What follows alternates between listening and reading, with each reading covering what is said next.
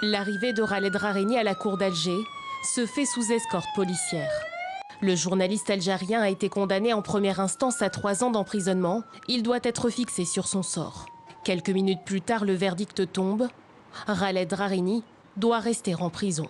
Il vient d'être condamné à 2 ans de prison, alors que ses avocats ont démontré que le dossier d'accusation était vide, complètement vide. Non pas que je m'attendais à ce qu'on ait une justice indépendante ou une justice juste, mais là, ça dépasse l'entendement. Je crois que c'est un acharnement flagrant contre la personne de Khaled Drareni. C'est aussi un signe pour faire taire toute la presse libre en Algérie. Une décision injuste selon ses soutiens. C'est à cet endroit exactement. Khaled Drareni a été arrêté début mars, officiellement pour incitation à attroupement non armé et atteinte à l'unité nationale. Il couvrait une manifestation étudiante dans le cadre du Hirak, le mouvement de contestation pacifique. Lui affirme n'avoir fait que son métier de journaliste en toute indépendance.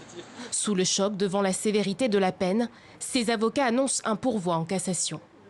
Les faits reprochés à l'encontre de Khaled ne pouvaient pas mener à une condamnation. Ce genre de verdict ne peut permettre de bâtir un état de liberté, ni une presse libre, ni un état de droit, ni concrétiser la séparation entre les pouvoirs.